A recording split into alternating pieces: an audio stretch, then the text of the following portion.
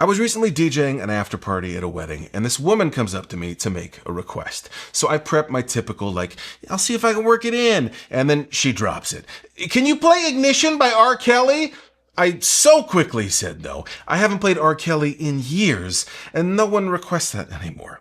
I told her no, and she's like, come on, everyone will love it. And I said, no, everyone will be glaring at me and booing. And she goes, no, they'll all be glaring at me because I look so fabulous. Drunk people at weddings are the worst. So I shoo her away, and I keep playing other stuff. Then a separate woman comes up to me and says, can you play Black Skinhead by Kanye West?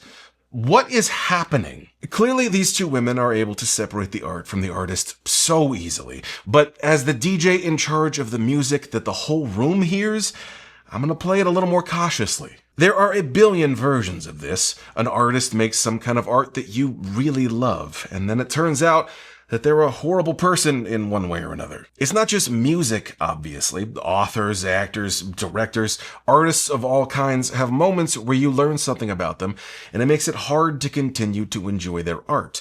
But music is different. A Neil Gaiman book might sit on my shelf, and while I loved it when I read it, I haven't reread it in years. I'm not interacting with it regularly. A movie with a controversial director or scummy actor might have meant a lot to you, but how often do you watch that movie? Music is more difficult, and I think I figured out why.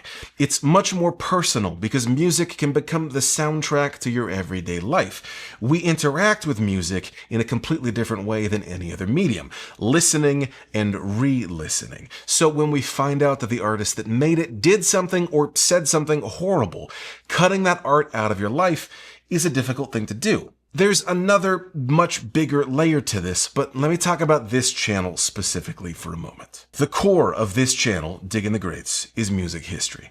I'm telling stories of how the music you love was made, who made it, and the impact it had after. My goal is to help you enjoy the music you love even more. I typically don't dive into negative stuff around artists or musicians. I focus on the art that they made and try to keep it generally positive. That being said, sometimes it gets tricky. So on September 13th of last year, I posted a video about the Notorious B.I.G. song Juicy.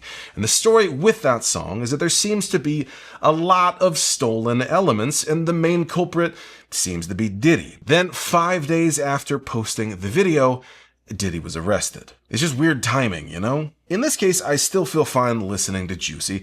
It's primarily Biggie. The story is kind of messed up, and Diddy did have a hand in the song, but I don't listen to it all that much anyway. For me, personally, it's a Biggie song. I'll listen to it, I'll DJ it, no problem. Going back to those DJ requests I got, though, R. Kelly, yeah, are the things he did absolutely awful? Yes. Does Ignition still slap? Also, kinda yes. That's a great song. Is it so good that I can put aside R. Kelly's wrongdoings in order to listen to Ignition? No, I can't listen to it anymore, and I definitely cannot DJ it. I'm not gonna force that on people. I'm also absolutely not doing a video covering R. Kelly in any respect. And then that brings us to why I wanted to make this video in the first place. This video was not in the schedule. What was in the schedule was a video breaking down Stronger by Kanye West. It was gonna be a really good video. It's from Graduation, an incredible album. There's a Daft Punk sample. The production on this is insane. There's also a fantastic story behind it. But then Kanye went and tweeted a bunch of horrible stuff, and everyone on the internet is mad at him. I'm not going to get into the specifics of what he said. You can look it up if you want. It's just truly awful stuff. Maybe he's just trying to be a contrarian and get attention. Maybe it's his way of getting back in the media cycle to promote an album. Regardless, I can't jump in now with a video breaking down one of his songs. Kanye has, of course, had a tumultuous few years before this. Some people are still fans, even of the stuff he's currently putting out. And others, like me, love his old stuff, but have to draw a hard line between old Kanye and now Kanye. And the thing about Kanye is, if you're going to talk about music history, he's such a huge figure, you can't just ignore him. There would be a giant gap in modern music history. This doesn't mean you have to like him now, but he was so good and so influential, it's impossible not to talk about him. My very first Digging the Greats video is a breakdown of one of his songs, Through the Wire.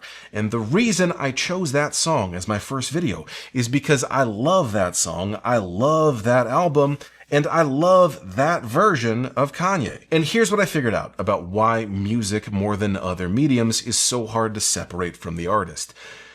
It's because music is a time machine. There are some songs that, when you hear them, instantly transport you back to the moment you heard it.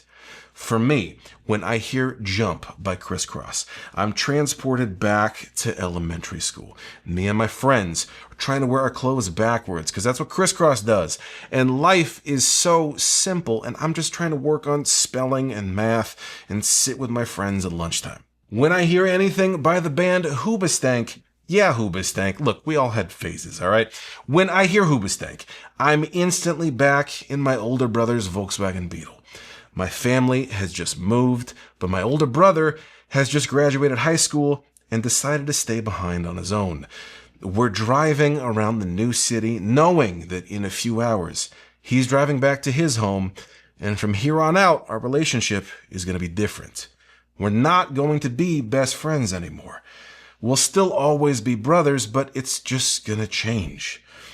All of that from Hoobastank. And when I hear The College Dropout, I am all of a sudden back in high school, sitting at my family's computer, listening to this album on iTunes, trying to keep the volume down because my parents wouldn't approve of it, completely absorbed in the beat and listening to the things that he's saying. And his experience is so different than mine. It's opening my eyes to so many things. I cannot get enough of it. I'm discovering my own music taste. I load it into my mini disc player. I take it over to my friend's house and we nerd out about it together before practicing our beatboxing routine for the talent show. Yes, there's footage. No, I'm not showing it to you. Everybody has their own version of this with different songs and experiences. And here's the thing. They aren't just memories. You can describe these things in vivid detail, and that's one thing. But when you hear the music you were listening to at the time, the feeling comes back. It's a musical feeling time machine. This is why it's so hard to separate the art from the artist, especially the older you get. It's not as easy as just saying, I'm not going to listen to their music anymore, because in some cases, the music is so tied up with your memories. You're effectively saying, I'm not going to go visit that specific memory in my emotional time machine anymore. If I cut out graduation, I'm losing a whole section of college. The morning of the album release, I sync my iPod. I plug in my earbuds. I'm skateboarding to campus, and I hear the opening of Good Morning. When I describe that, that's nothing. But when I hear the song, I'm right back there. My feet are on the skateboard. And if I swear off Kanye forever, I'm saying goodbye to the ability to emotionally travel to that point in my life. If you think I'm being dramatic about this, I'd encourage you to dig through your music collection. Not on Spotify, the music you paid for. Go find CDs or tapes or dig through iTunes. Put that music on and see what happens. See where you're transported to. So, should you separate art from artist? There's no easy answer there. It depends on a lot of factors, including your own personal connection to the music. Am I going to ever publish this video on Stronger? I don't know. There's a lot wrapped up in Kanye for me. And also, where he's at now is a place I don't want to be anywhere near. Now I want to hear from you, not just about Kanye or R. Kelly or whoever, but how do you go about this? What do you do when someone's art means a lot to you, but you don't want to support the artist themselves anymore? Let me know in the comments, and I'll see you in the next video.